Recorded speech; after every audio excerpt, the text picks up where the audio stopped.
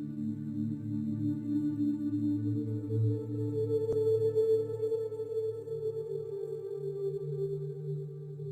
has developed consciousness slowly and laboriously in a process that took countless ages to reach the civilized state. And this evolution is far from complete, as large areas of the human mind are still shrouded in darkness. These words were written by Carl Jung, a Swiss psychologist who lived from 1875 to 1961. Individuation means becoming a unique and homogeneous being. And to the extent that individuality encompasses our ultimate and incomparable innermost singularity, it also entails becoming oneself.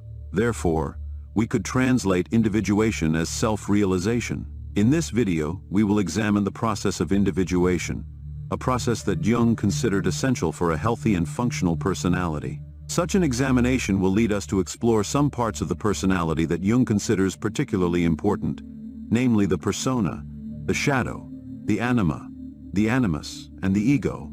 Jung conceived of the psyche, or one's total personality, as being composed of a conscious and unconscious realm.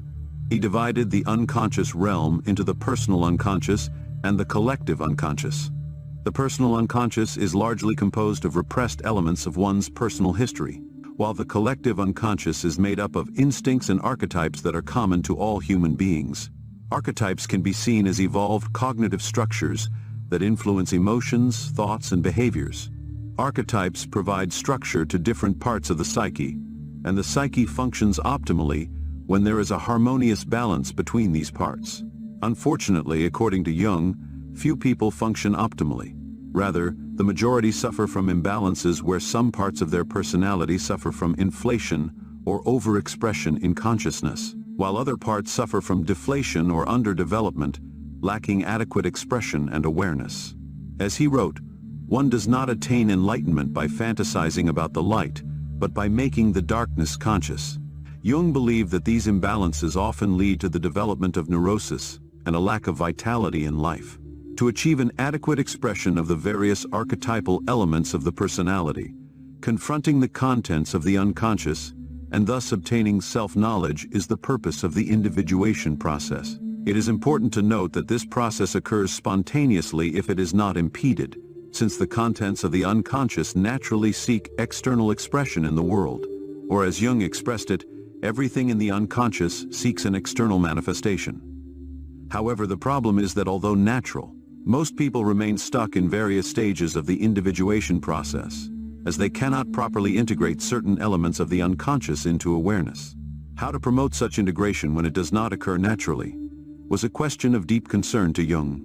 Through his analysis of patients, research, and personal experience, he came to the idea that dreams offer the greatest opportunity to access the unconscious. As he expressed it, dreams are impartial and spontaneous products of the unconscious psyche beyond the control of the will. Dreams are pure in nature. They show us natural truth without embellishment, and are therefore equipped like nothing else to restore us to an attitude that accords with our basic human nature. Jung greatly emphasized the therapeutic effects of dream analysis. By recording and analyzing one's own dreams, determining their meaning and relevance, Jung wrote, "The primary function of dreams is to attempt to restore our psychological balance." However, it is important to note that dream analysis is not a simple matter due to the often confusing nature of dreams, and the fact that they quite often express material that can be difficult to incorporate into consciousness. Dream interpretation must therefore be seen as a skill acquired through practice, and enhanced with an understanding of some of the more important archetypes. Before examining some of the archetypes that suffer from underdevelopment, and therefore can manifest in dreams, it is important to first look at the persona. The word persona was used in Roman times to mean a mask worn by an actor. Analogously, in Jungian psychology, the persona represents the social masks that each of us wears in our interaction with others in society. In other words, it represents the personality that we try to show to others. While the persona plays an important role in promoting social interaction and community life, problems arise when people identify too much with their persona. As Jung writes, fundamentally the persona is nothing real. It is a compromise between the individual and society on how a man should appear. A goal is set, a title is earned, a role is played. He is this or that. In a certain sense, all this is real. However, in relation to individuality, The essential nature of the person concerned is only a secondary reality, a product of compromise in which others often have a greater share than he. The persona is an appearance, a two-dimensional reality. Most people suffer from persona inflation, which means that they identify themselves too much with their social masks to the detriment of other important areas of the psyche. In the course of the individuation process, one must come to the realization that the persona is not the totality of one's being, but only a small component of a much larger personality. Such realization is achieved by immersing oneself in the unconscious and extracting from it the rich and significant contents manifested by the archetypes. The first stage in Jung's exploration of the unconscious is an encounter with the archetype of the shadow. Throughout life, certain personality traits provoke negative feedback and even punishment from others. This negative feedback creates anxiety, which results in these traits being pushed out of consciousness and into the unconscious, where they form the shadow, the dark side of personality. Being aware of the shadow and integrating it into consciousness is often a difficult and sometimes heroic endeavor. But failure to do so can create chaos in one's life. In the darkness of the unconscious, the shadow is far from powerless, but influences emotions, thoughts, and behaviors in ways that are beyond conscious control. Often the shadow finds expression through projections, where instead of seeing the unpleasant elements of the shadow as residing within oneself, these traits are projected onto others. Bringing elements of the shadow into the light of consciousness is crucial if one wants to correct some of these less desirable aspects of oneself. Jung explains, "Unfortunately, there can be no doubt that man as a whole is less good than he imagines himself or wants to be. The knowledge of your own darkness is the best method of dealing with the darkness of other people. If an inferiority is conscious, there is always an opportunity to correct it. But if it is repressed and isolated from consciousness, the shadow is never corrected." According to Jung, the shadow is not composed only of negative traits. Rather, in the process of excessive identification with the persona, people often reject personality traits not because they are harmful, but because they do not fit with the dominant social attitudes of the moment. Therefore, by integrating the shadow into consciousness, one is also exposed to positive traits and creative energies that can generate a renewed sense of vitality in life. The shadow, when made conscious, is the source of renewal, Jung wrote. The new and productive impulse cannot come from the established values of the ego. When there is stagnation and sterile time in our lives, we must look to the hitherto unacceptable dark side that has been at our conscious disposal. In addition to the shadow, another archetype that usually suffers from underdevelopment is a contrasexual archetype called the anima in men and the animus in women. While the persona is oriented outward, acting as a barrier protecting the ego from the external social world, in an analogous way, the anima and animus are oriented inward, protecting the ego from the sometimes threatening and overwhelming contents that emerge from the dark inner depths of the unconscious.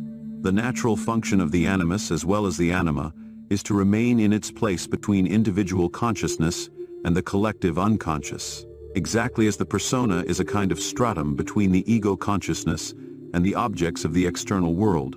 The animus and the anima must function as a bridge or a door that leads to the images of the collective unconscious, just as the persona should be a kind of bridge to the world.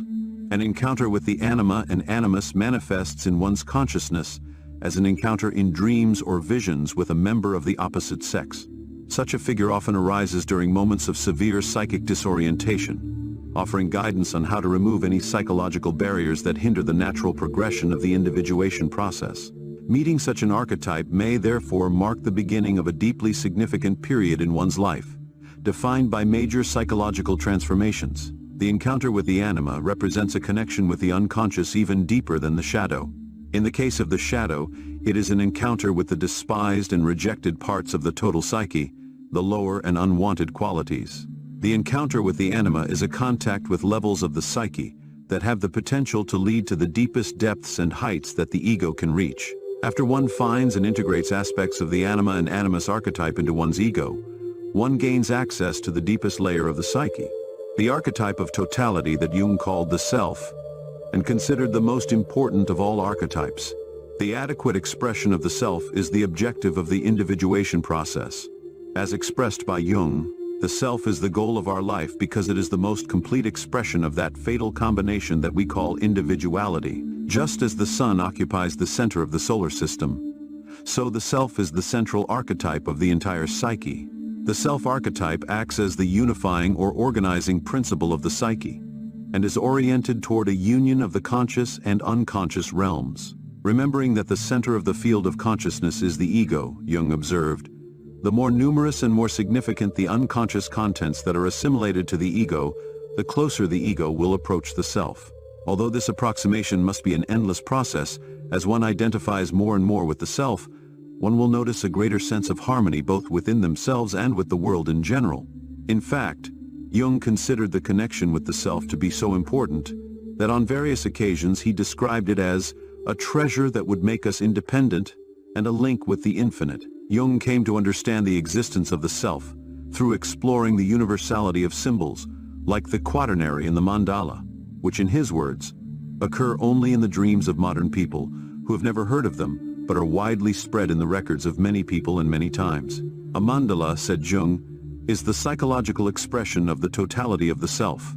Not only do mandalas have an extremely long history and appear repeatedly in the imagery of many religions including Hinduism, Buddhism, and Christianity, but Jung observed that with some of his patients, mandalas arose spontaneously during moments of psychic disorientation or reorientation. Mandalas and other symbols of order, Jung believed, were compensatory symbols of totality that are manifested by the self in times of crisis.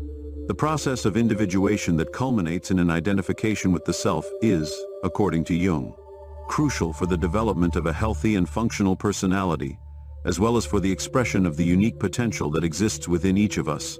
Along with these personal benefits, Jung thought that the process of individuation was essential for the well-being of society. Jung believed that conformist societies, composed mainly of people who identify too closely with their persona, are easy prey for the rise of oppressive governments. Therefore, it is essential for any lasting positive social change that increasing numbers of people, assisted by the individuation process, come to the realization that there is more to their being than the social role dictated by the persona. A society increasingly composed of individuated individuals, according to Jung, would not succumb so easily to the rise of oppressive governments. To the extent that society itself is composed of individualized human beings, it will not be completely at the mercy of ruthless individuals. As Jung wrote in his work The Collective Unconscious, the unconscious is not something bad by nature, it is also a source of well-being, not only darkness but also light. Confronting the shadow is essential to the process of individuation, as it involves recognizing and accepting the less desirable aspects of ourselves. Integrating our dark side involves being aware of and reconciling with the shadow aspects of ourselves, recognizing that they are an inseparable part of the totality of our personality.